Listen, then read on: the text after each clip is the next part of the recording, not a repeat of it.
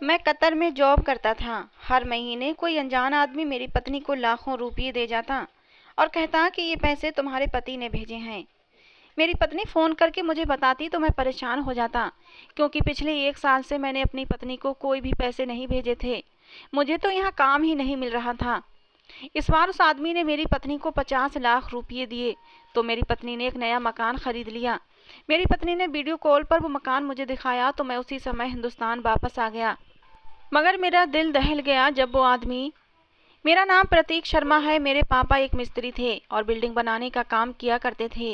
एक बार किसी घर के काम के दौरान पैर फिसलने से दूसरी मंजिल से जमीन पर गिर पड़े तो उनकी टांग टूट गई। कुछ समय के लिए काम तो बिल्कुल बंद हो गया और जो जमा पूंजी थी वो इलाज पर लग गई, जिसकी वजह से घर में भूखे रहने की नौबत आ गई।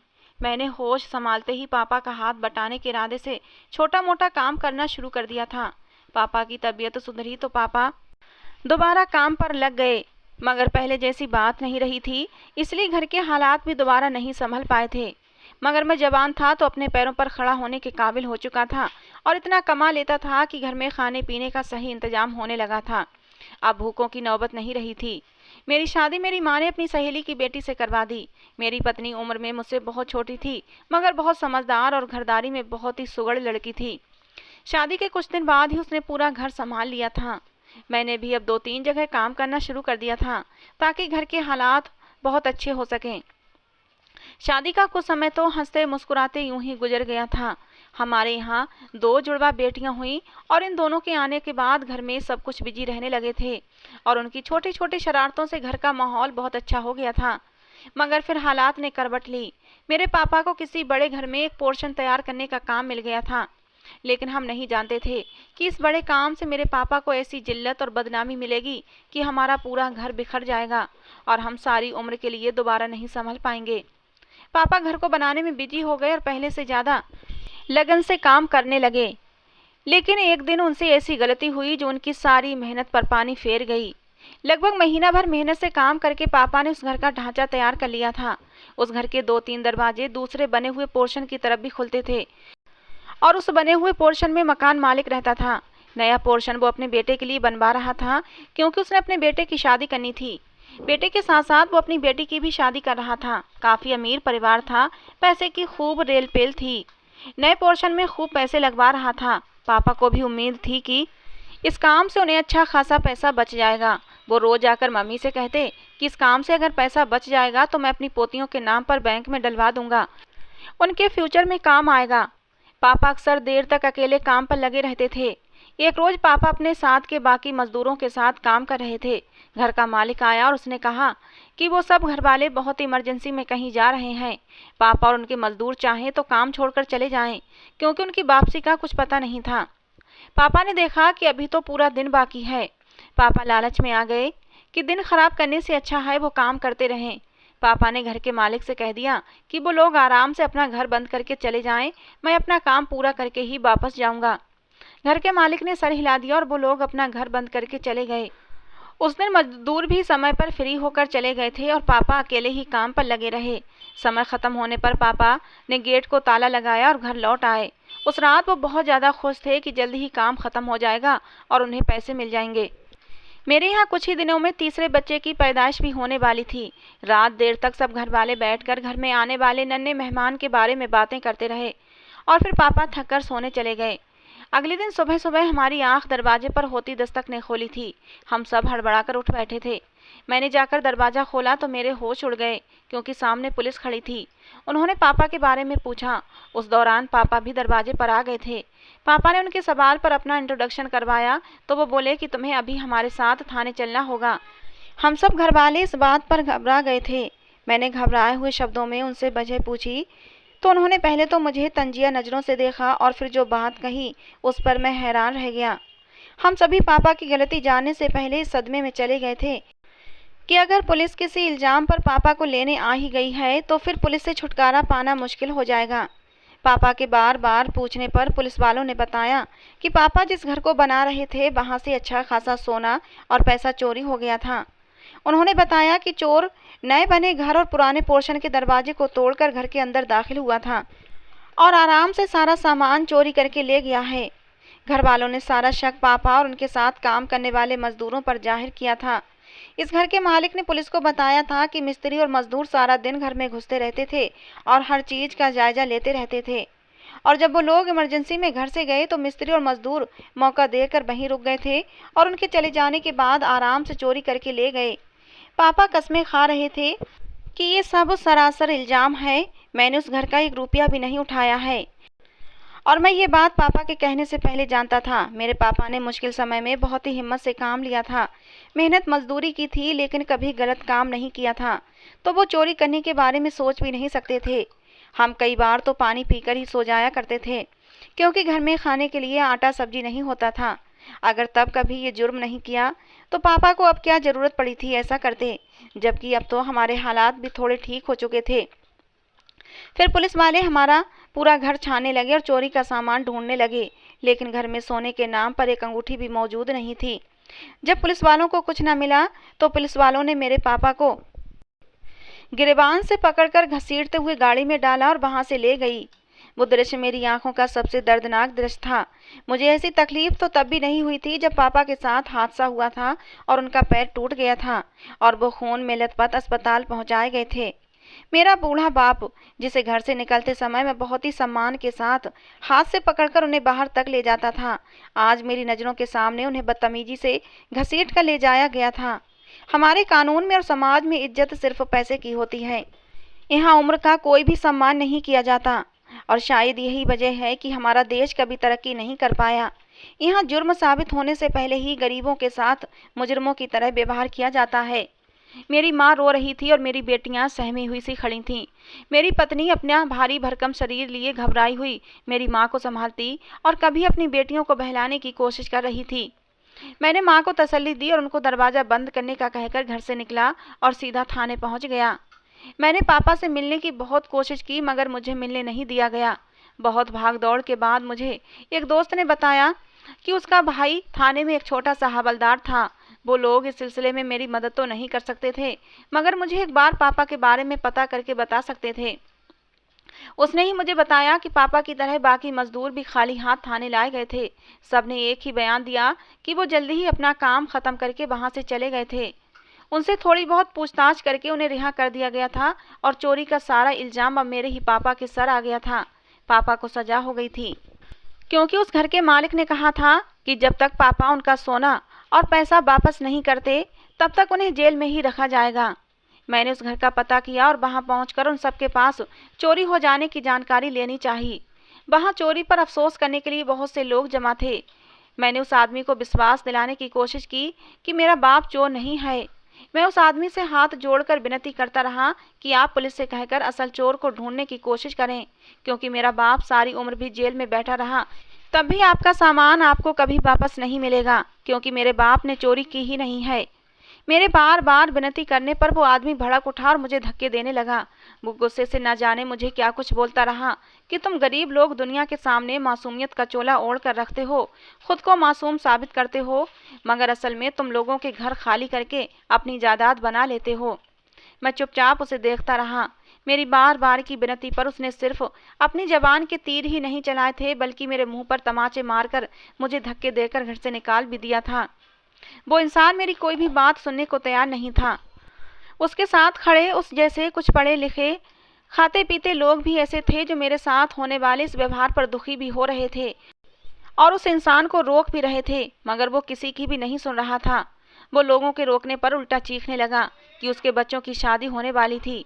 वो सारा जेवर कुछ ही दिन पहले घर में लाया था और उसके बाप ने वो सब चुरा लिया है। वो आदमी कहने लगा कि मैं अपनी बेटी और बेटे के ससुराल वालों को क्या मुंह दिखाऊंगा। मैं तो सोच रहा था कि सिर्फ सोना न देने पर क्या अमीरों के यहाँ शादी नहीं हो सकती? क्या उनकी शादी सोने के बगैर जायज़ नहीं होती? मुझे भी एहसास था कि चाहे गरीब हो या अमीर, जमा पूंजी सबके लिए बहुत ही ज़्यादा खास होती है, मगर बिना सबूत के वो लोग एक गरीब बूढ़े इंसान को जेल में डालकर उसके घर वालों को परेशान कर रहे थे। मैं मायूस होकर उठा और घर पहुंच गया, मगर मेरे घर के दरवाजे पर ताला लगा देखकर मेरे होश उड़ गए थे। मैंने घबराकर अपने साथ वालों का दरवाज़ा बजाकर अपनी पत्नी और अपनी माँ के बारे में पूछा, तो वो लोग बोले कि शाम के समय तुम्हारी पत्नी की तबीयत अचानक ख़राब हो जाने की वजह से तुम्हारी माँ उसे करीबी अस्पताल ले गई है। मैं भागम भाग वहाँ पहुँचा तो मेरी माँ उदास सा चेहरा लिए सामने खड़ी थी। मैं माँ के पास पहुँचा तो वो उम्मीद भरे शब्दों में पापा के बारे में पूछने लगी। मैंने मायूसी से सर झुका दिया तो वो गुमसुम सी हो गईं। मैंने माँ को तसल्ली दी और अपनी पत्नी का पूछा तो एक नर्स मुझे बधाई देने लगी, क्योंकि एक बार फिर मेरे यहाँ बेटी हुई थी। मुझे ये खबर देते ही मेरी माँ का सब्र जवाब दे गया और वह फूट फूट कर रोने लगी।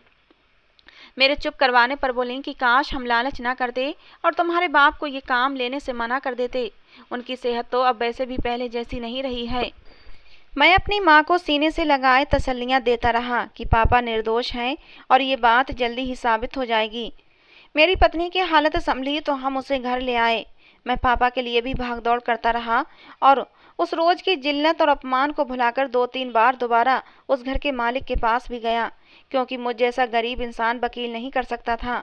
मेरे पास सिर्फ भगवान का सहारा था और उसके बाद उसी इंसान का सहारा था जो कि पापा को निर्दोष मानकर माफ़ कर देता और तभी पापा जेल से बाहर निकल सकते थे।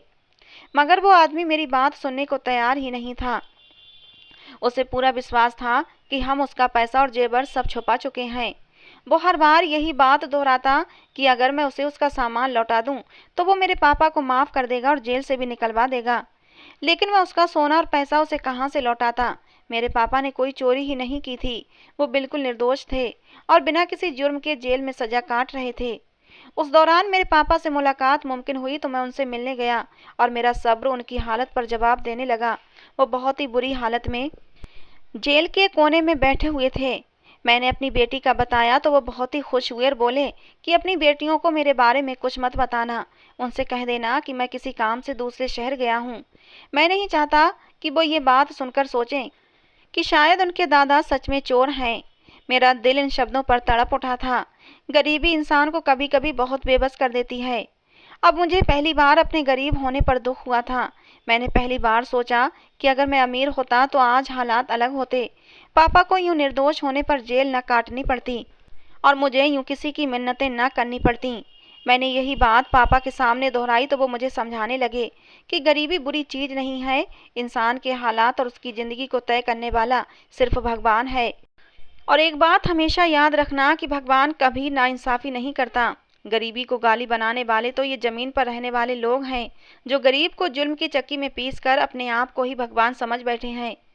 मैं पापा को तसल्लियाँ देकर घर लौट आया और उसके बाद पूरा 1 साल हो गया और मैं पापा को निर्दोष साबित न कर पाया। मेरे पास इतना पैसा नहीं था कि कोई अच्छा वकील करता और अपने पापा के लिए केस लड़ता। मैंने बहुत हाथ पैर चलाए। मैंने लोगों के हाथ पैर जोड़े, उनसे विनती करी कि भगवान के लिए मेरी सहायता कर दो। मेरे पापा निर्दोष हैं, उन्हें जेल से रिहा करवा दो। लेकिन किसी ने मेरी ना सुनी। गरीब की कोई नहीं सुनता। पैसा हो तो हर कोई भाग भाग कर तुम्हारी मदद के लिए आता है। हमारे सब रिश्तेदारों ने मुंह मोड़ लिए। कोई भी हमारे घर नहीं आता था। सबको यही लगता था कि वो हमारे घर आएंगे तो हम उनसे पैसों की मांग करेंगे। इस बुरे समय में सहारा तो किसी ने नहीं दिया, उल्टा मेरे पापा को चोर कहना शुरू कर दिया। मेरे पापा चोर नहीं थे। मैं ये शब्द अपने पापा के लिए नहीं सुन सकता था। धीरे धीरे मैंने लोगों से मिलना जुलना बंद कर दिया। बुरे समय में ही अपने और पराये की पहचान हो जाती है। हमारे बुरे समय में हमारा कोई अपना नहीं था। पूरा 1 साल निकल गया और मैं अपने पापा को निर्दोष साबित न कर सका। इस 1 साल में कोई एक रात भी ऐसी न थी कि मैं चैन से सोया हूँ। पूरी रात मेरी बेचैनी में गुजर जाती थी। पापा का वो बेबस चेहरा मुझे तड़पा देता था। आंखों की बेबसी मुझे अंदर ही अंदर झकझोर के रख देती थी। मैं अपने पापा के लिए कुछ भी नहीं कर पा रहा था। हर बार पापा से मिलने जेल में ही जाना पड़ा था। पापा को वापस घर आना नसीब ना हुआ। जेल में रहकर वो बीमार और कमज़ोर हो गए थे। मैं अपने माँ बाप की परेशानी में बहुत हलकान हो चुका था और इस 1 साल के बाद मेरी माँ का सब्र भी जवाब दे गया और वो पापा के इंतज़ार में ही दुनिया से चली गईं। मैं अभी पापा को माँ की मौत के बारे में बताने का सोच ही रहा था कि एक दिन पापा की मौत की खबर हमें मिल गई। वो दोनों दुनिया वालों की दी हुई तकलीफ और अपमान को सह न सके और इस दुनिया को छोड़कर चले गए थे और उनके पीछे उनकी मौत का गम अपने दिल में लिए हुए मैं अपने पत्नी और बच्चों की परवरिश के लिए मजदूरी में लग गया। मगर न जाने किस्मत को क्या मंजूर था कि मेरा काम लगातार हर जगह से ख़त्म होने लगा था। मैंने 2 साल मेहनत करने में ख़राब कर दिए, मगर घर में अब खाने के लिए कुछ भी नहीं था। अपनी मासूम बच्चियों को भूख से बिलखता देखकर मैं थक गया था। मैंने लोगों से कर्ज भी लिया, लेकिन आखिर इंसान कब तक किसी को कर्ज देता। और एक दिन मैंने अपने एक दोस्त से बहुत हाथ पैर जोड़े और उससे पैसे कर्ज लेकर कतर चला गया। मैं वहाँ एक मॉल में सफाई का काम करने लगा था, मगर घर पैसे भेजने के काबिल नहीं था, क्योंकि जिस आदमी ने मुझे काम पर लगवाया था वो धोखे से मेरी आधी से ज़्यादा तनख्वाह खुद ले रहा था और ये बात मुझे परेशान कर रही थी, मगर मैं कुछ नहीं कर सकता था। जो कुछ पैसे मुझे मिलते थे उससे मेरा अपना ही खर्चा हो पाता था, घर पर 1 रुपया भी नहीं भेज पा रहा था। मगर एक दिन मेरी पत्नी ने फ़ोन पर बताया कि तुम्हारे भेजे हुए 2 लाख रुपयों से मैंने हमारी बेटियों के लिए खरीदारी की है और छोटा मोटा कर्ज भी लौटा दिया है। मैं ये सुनकर बहुत हैरान हुआ था, क्योंकि मैंने तो उसे 1 रुपया भी नहीं भेजा था। पत्नी की खुशी और बेटियों के चहकने पर मैं सच छुपा गया था और कॉल काट कर सोच में पड़ गया। इस बात को अभी भूल भी नहीं पाया था कि अगले महीने फिर से मेरी पत्नी ने कहा कि तुमने इस बार जो 2 लाख रुपये भेजे थे उससे मैंने घर के कुछ छोटे मोटे सामान खरीद लिए हैं और हमारी बेटियों को स्कूल में एडमिशन करा दिया है। मैं सुनकर हैरान हुआ था। मैंने पत्नी से पूछा कि पैसे कौन देकर गया था, तो उसने कहा कि जो आदमी आया था उसने कहा था ये पैसे तुम्हारे पति ने भेजे हैं। मैं अपनी पत्नी को रोकना चाहता था, मगर हर बार मेरी बेटियां उन पैसों से अपनी किसी ज़रूरत को पूरा करके खुशी खुशी मुझे बताती तो मेरी ज़बान बंद हो जाती। और जब मेरी बड़ी बेटी ने खुशी खुशी मुझे बताया कि मम्मी ने मेरा एडमिशन स्कूल में करा दिया है और मैं रोज़ स्कूल जाती हूँ, तो मैं उसकी खुशी को धूमिल नहीं करना चाहता था। उसकी खुशी से चहकती आवाज़ को मैं दुख में नहीं बदलना चाहता था। मगर अब लगातार कई महीने तक इसी तरह मेरी पत्नी को 2 लाख रुपये मिलने लगे तो मैं अब परेशान हो गया था। न जाने वो कौन था जो मेरे घर हर महीने मेरे नाम पर 2 लाख रुपये दे जाता। मेरी पत्नी जवान औरत थी और मैं 3 बेटियों का बाप था। मुझे ये बात अब परेशान कर रही थी। इतनी बड़ी रकम के बदले कल को कुछ भी किया जा सकता था। इस बार तो मेरी पत्नी ने मेरी जान ही निकाल दी, क्योंकि वो आदमी उसे इस बार पूरे 50 लाख रुपये देकर गया था और मेरी पत्नी ने एक नया मकान भी खरीद लिया था। इस बार मैं सब काम छोड़ छाड़ कर हिंदुस्तान घर पहुंच गया। मेरे तो घर के हालात ही बदल चुके थे। घर में अच्छा खाना पीना और मेरी पत्नी ने हर महीने मिलने वाले 2 लाख रुपये में से मेरा कर्ज भी उतार दिया था। एक नया मकान भी खरीद लिया था। मेरी ज़िंदगी आसान हो गई थी। मगर मुझे पैसे देने वाले आदमी का नाम और इतने पैसे देने का कारण जानना था। मैं महीना ख़त्म होने का इंतज़ार करने लगा और जब वो आदमी पैसे देने आया तो मैंने ही दरवाज़ा खोला। वो आदमी मुझे देखकर घबरा गया था। मैंने उसे रोककर सख्ती से सवाल किया कि तुम कौन हो और क्यों हर महीने मेरे घर पैसे देने आते हो। मेरे सवाल पर उसने सर झुका लिया और कुछ न बोला। मुझे गुस्सा आ गया। मैंने कहा, बताओ आखिर तुम कौन हो और क्यों मेरे घर पर पैसे लाते हो। तो वो आदमी बोला कि मैं उसी आदमी का बेटा हूँ जिसने तुम्हारे बाप को चोरी के इल्ज़ाम में जेल में डाला था। ये सुनकर मेरे अंदर गुस्से की एक लहर दौड़ गई थी, मगर मैं उसके बाप की तरह उसे धक्के नहीं दे पाया था। मगर मैंने उसे इतना ज़रूर कहा था कि मैं तुम जैसे पत्थर दिल लोगों के पैसों की खैरात नहीं लेना चाहता, इसलिए ये पैसे वापस ले जाओ। मेरी बात पर उस लड़के ने कहा कि तुम ये नहीं जानना चाहोगे कि मैं इतनी बड़ी रकम तुम्हारे घर क्यों देता हूँ। उसके सवाल ने मुझे एकदम अपनी जगह जमा दिया था। मैं उसकी वजह जानना चाहता था। मेरे खामोश होने पर उस लड़के ने मुझे सब बता दिया और उसकी बताई हुई वजह जानकर मैं हैरान रह गया था। मैं उस लड़के को देख रहा था और मेरी आंखें आंसुओं से भीग गई थीं। वो बताने लगा कि जब मेरे घर चोरी हुई थी तब मैं हॉस्टल में रहकर पढ़ाई कर रहा था। मैं उसी रोज़ अपने बड़े भाई और बहन की शादी के लिए पहुंचा था। मैं घर पहुंचा तो उसी दिन तुम मेरे बाप के सामने गिड़गिड़ा कर अपने बाप को निर्दोष कह रहे थे और कह रहे थे कि मेरे पापा चोर नहीं है, उन्होंने आपकी कोई चीज़ नहीं चुराई है, उन्हें पुलिस से छुड़वा दो। और मेरे बाप के हाथों तुम्हें धक्के और मार खानी पड़ी थी। तुम्हारी यह हालत देखकर मैं बहुत परेशान हो गया था। तुम्हारे चेहरे पर सच्चाई को मैंने महसूस किया था कि जैसे तुम सच बोल रहे हो। तुम्हारे पापा चोरी नहीं कर सकते, क्योंकि तुम्हारे चेहरे पर ही सच टपक रहा था। और फिर उस लड़के ने बताया कि मेरे घर होने वाली उस चोरी के पीछे मेरी ही बहन का हाथ था। उसका किसी लड़के के साथ चक्कर चल रहा था और वो अपनी शादी से नाखुश थी। उसने माँ बाप के साथ उस रोज़ घर से जाते हुए खुद अपने आशिक को घर खाली होने का बताया था और फिर तुम्हारे पापा के घर से जाते ही मेरी बहन का आशिक अपने दोस्तों के साथ घर में घुस आया, पैसा और सोना चुराकर फरार हो गया था। और दोनों के बीच जो तय हुआ था कि वो दोनों घर से भागकर शादी कर लेंगे, मगर वो लड़का चोरी करने के बाद मेरी बहन को धोखा देकर चला गया और वापस नहीं आया। मेरी बहन की शादी हो गई, लेकिन वो लड़का मेरी बहन को अब ब्लैकमेल करके और भी पैसे मांगने लगा कि अगर तुमने मुझे और पैसे नहीं दिए तो मैं सारी सच्चाई सबको बता दूंगा। और फिर ये बात मेरी बहन के पति को भी पता चल गई और उसने पहली फुर्सत में ही मेरी बहन को तलाक देकर घर भेज दिया। मुझे जब सच्चाई पता चली तो मैं भी अपने पापा को समझाने लगा कि वो उस गरीब मजदूर को जेल से रिहा करवा दें, क्योंकि वो निर्दोष है। मगर मेरा बाप अपनी इज्जत के लिए चुप रहा। तुम्हारे बाप को निर्दोष कहने पर मेरे बाप को अपनी बेटी का राज खोलना पड़ता। वो जुल्म करने पर डटा रहा।